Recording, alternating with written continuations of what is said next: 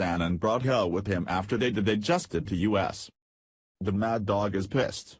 And rightly so.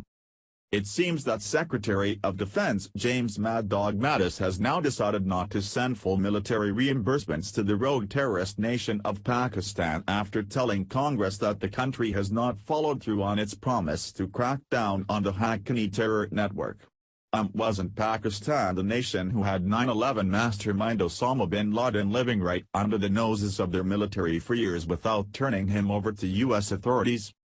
In confirmation early this morning, Pentagon spokesman Adam Stump issued a statement saying that the funds, which us taxpayers are forced to pay, could not be released to the government of Pakistan at this time because the Secretary of Defense could not certify that Pakistan has taken sufficient action against the Haqqani network per the requirement in the 2016 National Defense Authorization Act. But Stump did go on to add that Pakistan did receive $550 million out of the max possible amount of $990 million for the fiscal year of 2016. Again, why are we paying this nation who clearly housed and protected Osama bin Laden for so many damned years? The Telegraph reports. U.S. raid that killed bin Laden was an act of war, says Pakistani report. The U.S. raid that killed Osama bin Laden at his secret compound in Pakistan amounted to an American act of war against the South Asian country, a government investigation into the operation has found.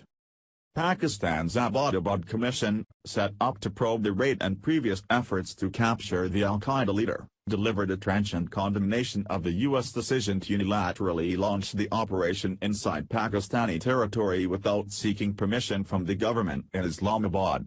It painted the United States as an arrogant military power disdainful of the rights of other nations, over which it would ride roughshod in pursuit of its security goals.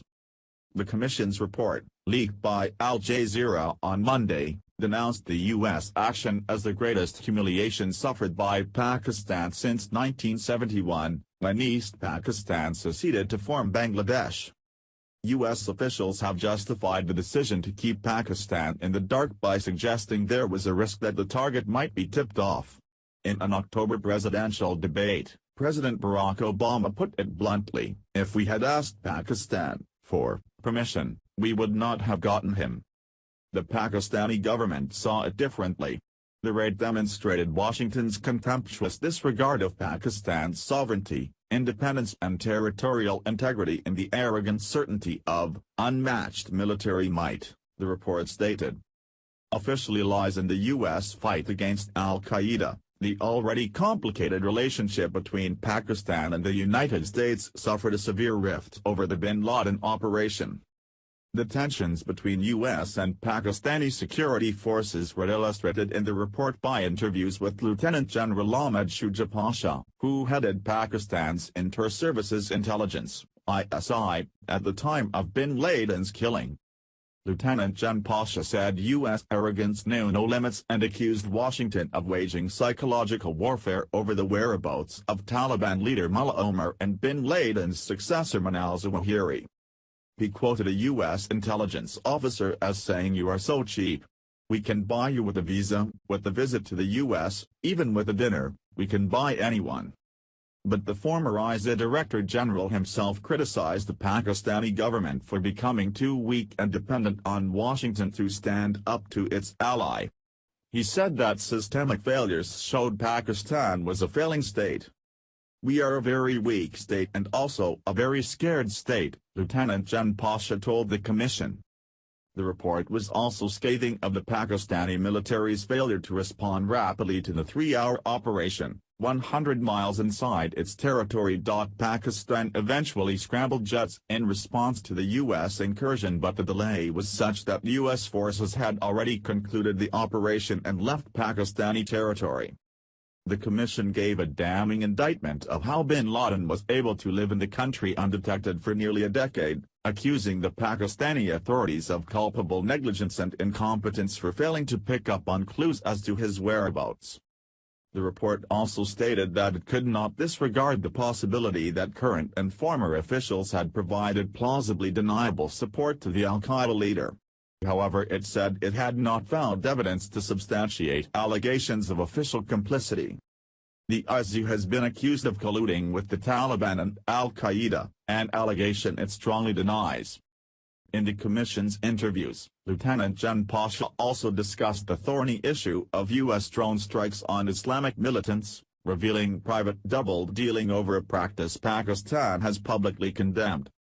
The former intelligence chief explained that Pakistan and the United States had reached a political understanding over the strikes, which could be useful, the report said.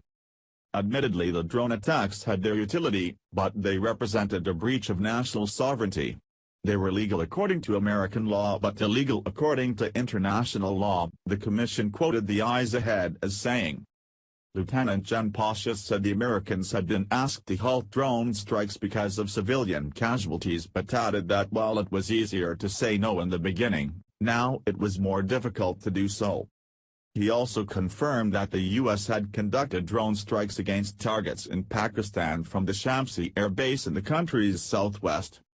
Pakistan ordered U.S. military personnel off the base after 24 Pakistani soldiers were accidentally killed in U.S. airstrikes in November 2011.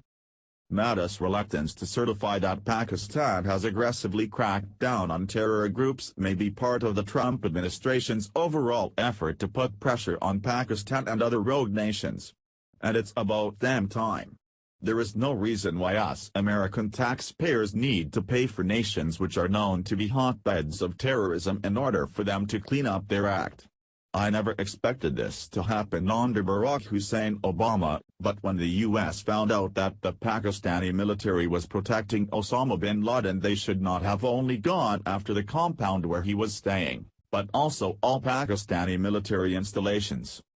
I never expected this to happen under President Barack Hussein Obama, but when the U.S. found out that the Pakistani military was protecting Osama bin Laden, they should not have only gone after the compound where he was staying, but also all Pakistani military installations. But then again, maybe it was good that we didn't take that course of action. Because if we had, we would now be stuck paying to rebuild the installations in the Pakistani military.